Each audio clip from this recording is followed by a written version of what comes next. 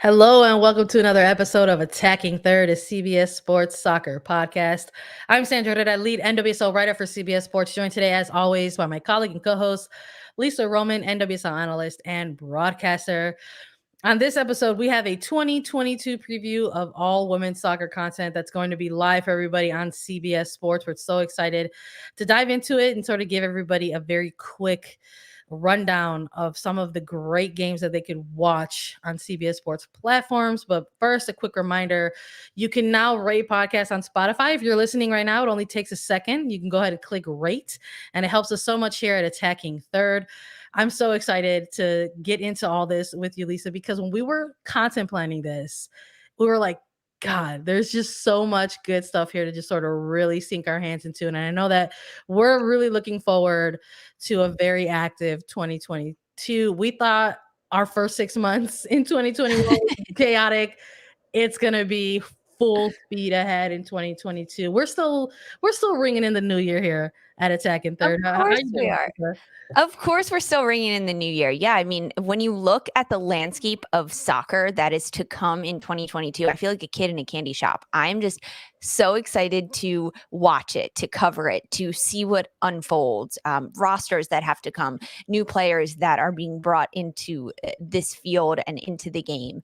There is so much that we have to uncover, but it's good, and I'm excited to do this with you. And this is really like a primer episode. And as we were content planning and writing the rundown for this, I was getting more and more excited for everything that is to come, because even like big picture wise, it's World Cup qualifiers. And in the NWSL, there are now 12 teams joining.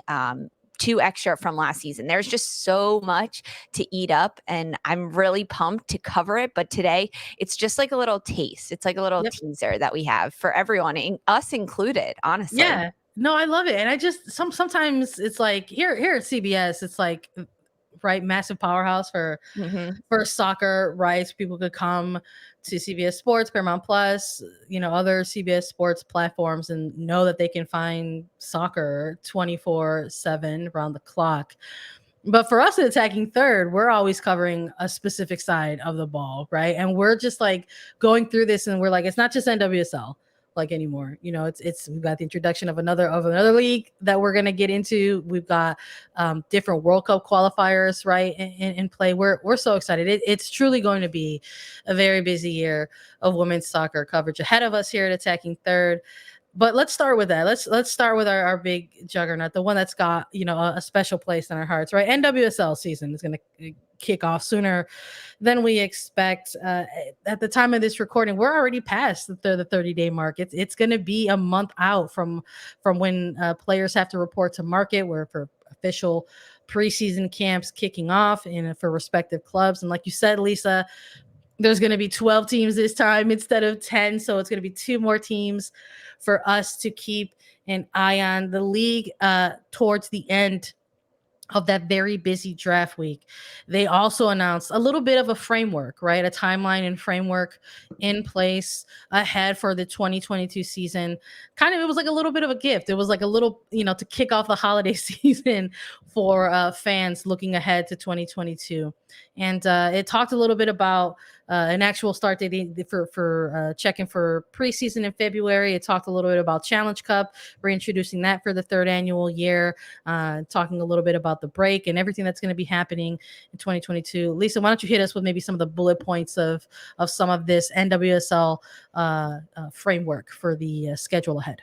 It really starts with preseason. That's coming up February 1st. Man, that's a really quick turnaround for those players. But from watching them on social media and staying in touch with a lot of players competing in the NWSL, they're so ready to get back with their teams and with their clubs and compete. And it'll be a 6-week preseason that does also include a Challenge Cup during the preseason. And although the NWSL and the league really dub the Challenge Cup as a tournament within itself, a lot of the teams and the coaches specifically look at it as a preseason to get those preseason games in against competition in the league that you will be competing with the entire regular season, which makes it a little easier for coaches during that preseason to not have to schedule so many friendlies with other clubs or younger teams, college teams that are happening, because they can really say, okay, Challenge Cup is starting.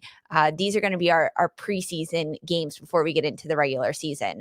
So this will be the third time that the NWSL hosts the Challenge Cup. It'll start March 17th and it'll end on May 7th. So just about 2 months for these teams. And now there's 12 teams competing. So there will be 3 groups of 4 teams to accommodate all 12 of those teams, double round robin matches. So in your group, you will play 6 matches, 2 against each other team in your group before you even get to the playoffs.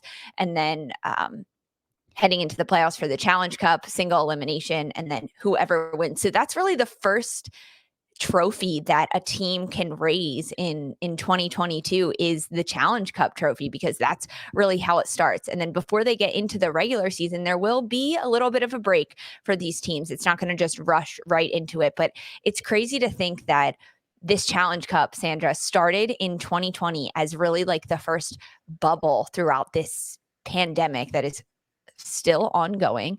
But that's what it was for the NWSL. They wanted to play. The players wanted to play. So in July, they went to Utah. They set up the first bubble for professional sports, and it was the first successful bubble. Remember, I mean, that feels like a lifetime ago, but it's back and it's the 3rd year. Were you expecting the Challenge Cup to make another return this year in 2022?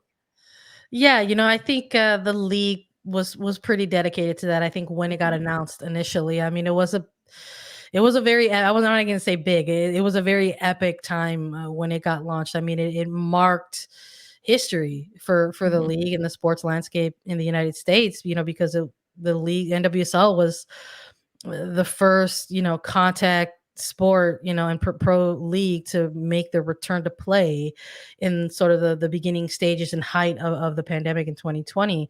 And based on its success, the league kind of saw it as something that, hey, this is something that we should keep going, moving forward. And that has sort of also been something that coaches in the past have said, that like there needs to be those type of opportunities for the team and their players, for the league to sort of give other players, quite frankly, opportunities to get runs out there.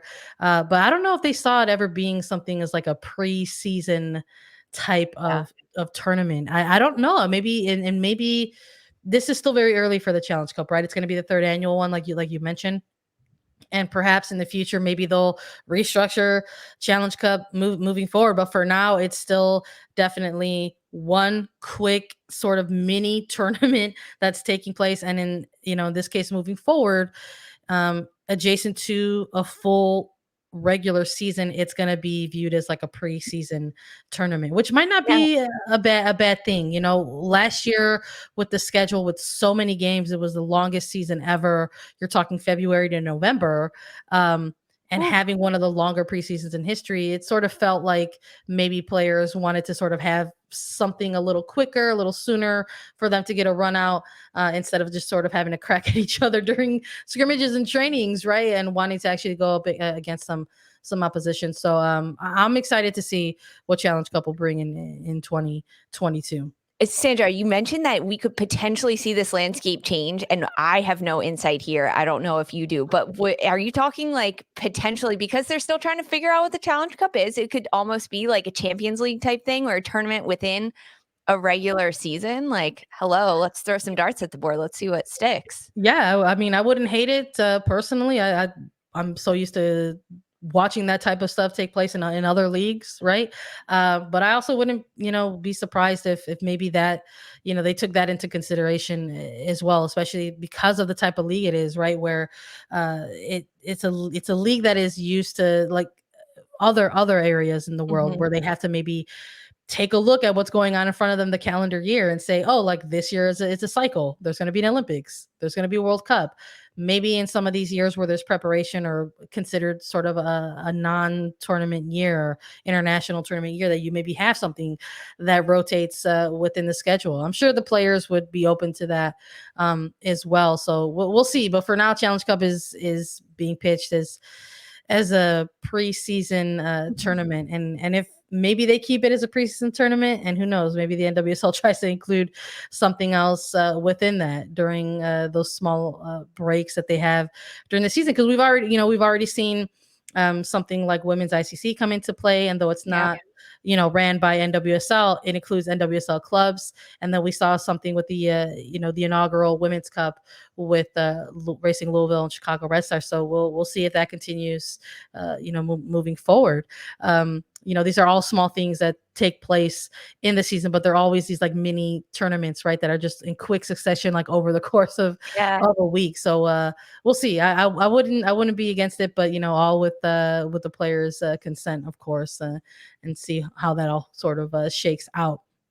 But I think one of the big things that stood out for me, Lisa, when we were looking at this sort of NWSL framework for the timeline ahead, was the fact that the regular season, is going to look a little bit different, but if you've been here a little while, maybe look a little bit similar, because it has some themes from NWSL seasons past. Like we mentioned already at the top of this episode, how last season was the longest season in NWSL history, that included a very early preseason start, included a championship that took place almost around Thanksgiving, right?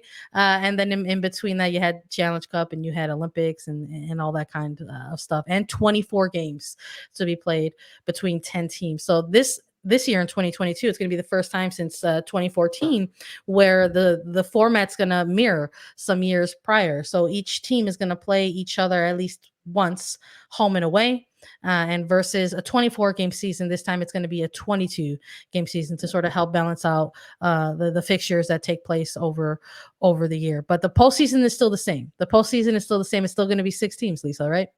It will be 6 teams making the playoff. Top 2 seeds will get a first round bye, which the expanded playoff format we saw first come into play last season in 2021. So they're sticking with it. And the NWSL Championship will be the weekend of October 28th. So already it's shortened. The NWSL Championship in 2021 was November 20th, and now it's going to be October 28th weekend for the championship. So far teams can win the Challenge Cup. They can be Shield winners, meaning that they finish number 1 in the standings and they have the best regular season record. And then you can be an NWSL champion.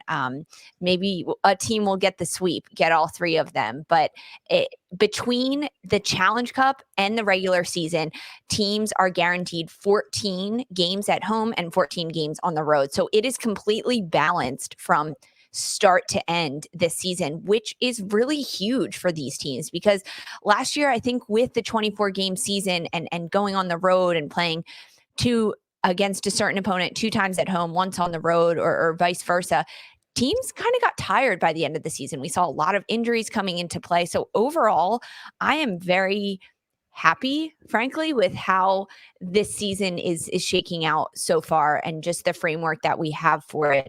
So a little recap of dates for everyone. Preseason players report February 1st. Challenge Cup will be concluded on May 7th, and the NWSL Championship will be the weekend of October 28th. So 3 big dates that everyone needs to be putting on their calendar, their fresh 2022 planners that they have for this year, and circling those dates, because I know I did. But really balanced schedule from start to end for these teams. I love that for your fresh 2022 calendar. I know for us here, Lisa, like we've already been like marking off and checking off and filling out. I opened my 2022 planner that I have, like a tangible planner, in like October of 22 or of 21, excuse me. I had to get some stuff on the books. You got to plan ahead sometimes. This might sound kind of like funny, but you got to plan ahead for when the plans don't work out, if that Yes. makes sense, right? A little bit. It's kind of the vibe. But we're excited as always for NWSL to make its return, and we're gonna continue to keep everyone posted on all of the news and updates that come out of the league. In terms of the schedule that officially will have to be dropped eventually, and any other trades, transfers, coaching hirings, right? Vacancies that are still out there, and we're gonna keep an eye on all of that. So we wanted to show love to NWSL at the top of the episode, but the truth is we're gonna have so much stuff to cover on the CBS Sports side of things. We've got another league entering the fray for CBS Sports. We are so excited about this. When the news dropped on it, the FA Women's Super League will have a home on CBS Sports platforms beginning the summer of 2022. CBS will have broadcast rights to the league. Barclays FA Women's Super League. It's considered the highest league of women's football in England. It's got 12 teams, fully professional in the 2018-2019 era. And they're actually in the middle of their season right now, right? Yeah. They're going to be competing this weekend. Took a bit of a break there. We'll just call it for now. Haven't played since December the 19th, but now 2022 they're going to get back into the swing of things. It's going to be match day 11 of 2022, about halfway through their seasons. Why don't you let the folks know where the standings are right now? We're doing it in real time, Lisa. We're doing coverage of the FA WSL. Hit them with the standings. Yes, I'm pumped for this. So match day is back this weekend for the Women's Super League. Number 1 in the standings right now is Arsenal. So that's huge. Number 2, Chelsea. 3 is Tottenham. 4, Man United. 5, Brighton and Hove. 6, Man City. 7, West Ham. 8 is Reading. 9, Everton. 10, Aston Villa. 11, Leicester City, and 12, Birmingham City. So the standings are there right now, and they're just in the middle of their season. And it's tight, not quite as tight as NWSL was in the middle of their 2021 season, but the standings are there for the Women's Super League. Lots of teams moving around, and the competition is back. So they'll finish out their season, and then come this summer of 2022, these games will be on CBS. So we'll be diving into them more as they come. But I've been watching these games. I've been paying close attention because there's no NWSL right now. I've got to watch some soccer. Sandra, do you watch? Do you have a Women's Super League team that you follow? Of course, I have a Women's Super League team that I follow. Sandra's blue, baby. It's Chelsea all the way. And it's it's when you get a chance to watch these games, and I say that with a little bit of a chuckle because let's be real, there's a little bit of a time difference, right, between the United States, right, and then over across the pond in England. So sometimes these games have very early kickoffs, sometimes they have not so early kickoffs, and it's nice to get a chance to take a look at it. But I can tell you what the best part about it is for me personally. It's going to be real nice to get a chance to watch these games on CBS Sports. It's going to be so nice to be able to just sort of have them at our leisure, right, in the event that things happen, because things always happen and you're unable to maybe catch that 5 a.m., 6 a.m. wake up call. Mm-hmm. Maybe you can catch it a little later. But I'm excited for it to see all the teams really in action, not just Chelsea, even though I'm partial to them, because so many of these clubs have so many great players. And you hit the audience with the standings, Lisa, and you forgot to mention that the Gunners are on top. Arsenal's on top. That's not only Vivian Miedema's Arsenal, but it's also Tobin Heath's Gunners, right? So it's like there's familiarity there for, I think, even the casual fan, right, to sort of be able to point at this league and say, I've seen this player before, or I'm familiar with this player. I watched them during NWSL, or I've watched them, during big international competitions in a World Cup, or in an Olympics, right?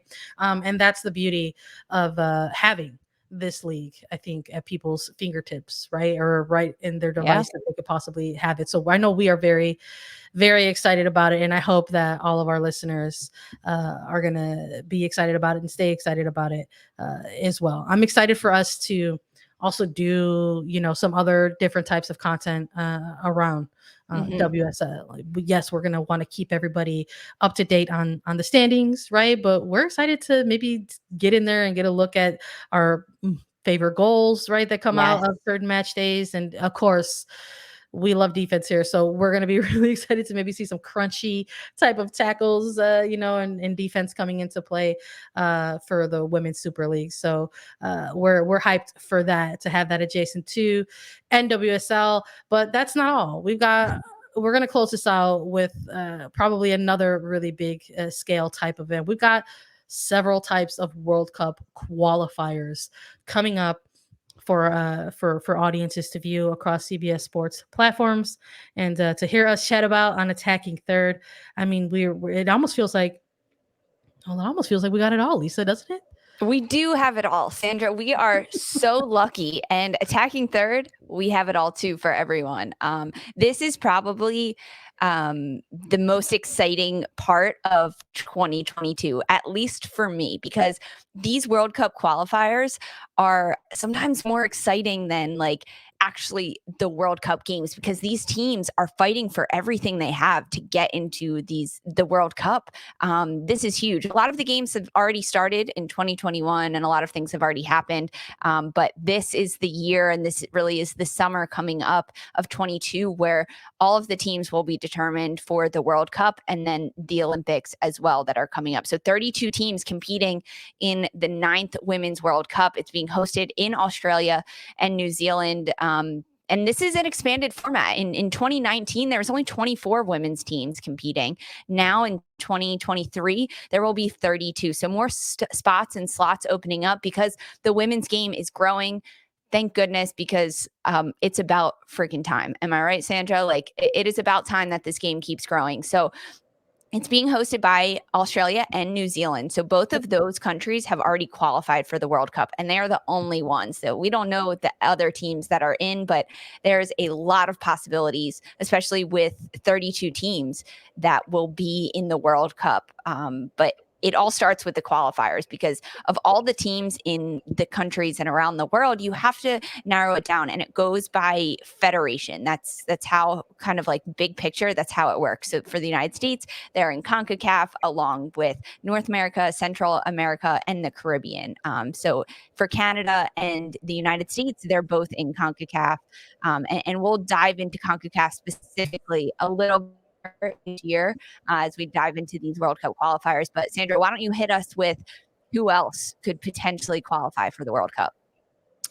Yeah, so I mean, obviously the big one there is CONCACAF. We're talking about them a little bit and what we're going to be covering on CBS Sports. We're excited to talk about perhaps the teams that you maybe don't get a ton of the headlines, right? You're talking about United States women's national team, right? Heavy hitters, and you've got Olympic gold medalist Canada, right? But there's a ton of other teams within that we're excited to take a look at and really sort of highlight nations and players moving forward. But I mean, it's not just CONCACAF that we're going to be taking a look at CBS Sports and Attacking Third.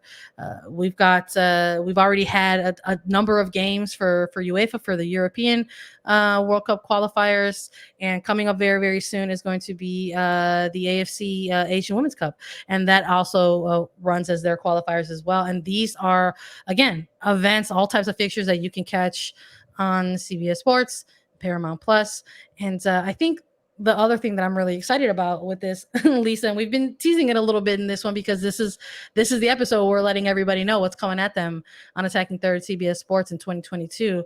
But we're going to have previews coming up for a lot of these qualifiers that are taking place. So while we'll be taking really closer looks and like a close watchful eye on something like CONCACAF, right? Something like the Asian UEFA coming up, because we have access to those games and are able to take a look at them. That doesn't mean that we're just going to stop there. We're very, very excited to take a look at really all of these different, participating nations and regions. And I don't think people realize that this is going to come up much quicker than they anticipate. It's like you see this, and it's like maybe you look at the end date, like, oh, like you'll have the results in the summer. We'll know who's going to the World Cup, right? But there's a start for all of these different qualifiers. And so many of them are already taking place in January and February. Again, it's coming much quicker than people anticipate. The Asian Women's Cup is going to be kicking off on January 20th, and they're going to get into competition, and we're going to have, again, a preview of that coming up soon. But then you've got, CONCACAF February the 16th. You've got UEFA February 23rd, going all the way through to October. So there's a lot here that we're excited to get into, and also excited to maybe bring some guests back in, right, Lisa? Get some friends back in, maybe some new faces in to talk about this.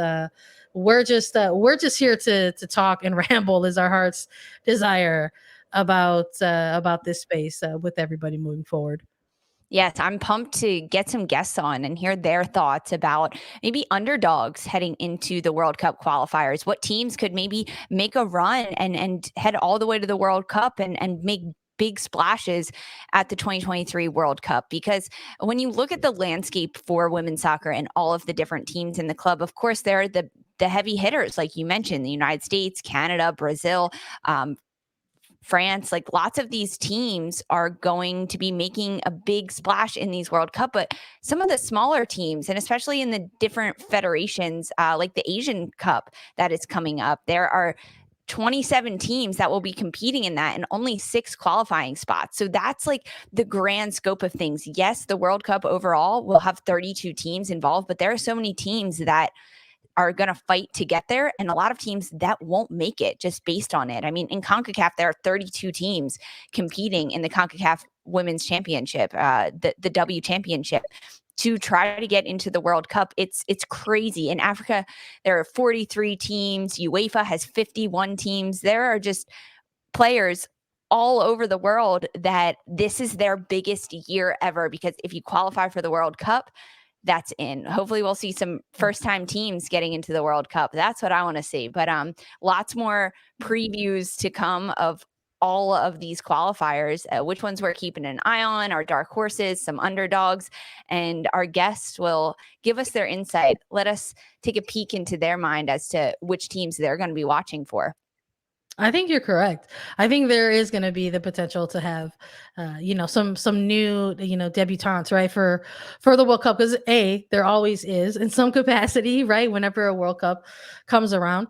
But the fact that this competition is going to expand from 24 to 32 teams is obviously going to open up some space and potential for there to be some new faces in the 2023 World Cup, and yeah, just hyped about it. I'm getting a little overwhelmed just thinking about it in the best of ways. But I'm also thinking a lot about how all of our coverage is actually gonna actually just kind of seamlessly like connect everything together. Like, I'm thinking about like starting off the top of this episode, Lisa, and talking about NWSL, and then talking about Women's Super League, right?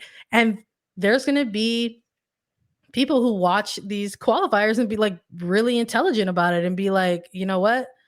I know about Sam Kerr, Frank Kirby, because I watch them, on CBS and Women's Super League, and what they can bring to either Australia or to England, right? And this is like part of that's part of the joy and part of the fun, and sort of seeing all of these things kind of mesh and come together. It's one of my favorite things about this sport, is sort of seeing taking things from club and then sort of seeing how they pan out on the international stage. And I'm excited to cover all of it. I'm excited to cover it all with you specifically, and of course our guests who come in and join us, our experts, right? We'll call them, we shouldn't just call them guests, our experts to come on in and chat about it all. But that'll all come with time. We've plugged the previews, we plugged the guests. We hope everyone is excited for the year ahead on Attacking Third and CBS Sports and everything that we've got in the books for you all. We want to thank you all for listening. As always, you can follow us on Twitter at Attacking Third. We're on Apple Podcasts, Spotify, Stitcher, anywhere you listen to your podcast shows. If you leave us a 5-star review on Spotify, you can leave any questions for us over on Apple Podcasts. You can leave us a 5-star review with a question, and Lisa and I will answer as part of our mailbag segment. We're also available as video. Subscribe to us on YouTube. Visit youtube.com/Attacking Third. And we'll be back with more coverage for Sandra Herrera and Lisa Roman. This was Attacking Third.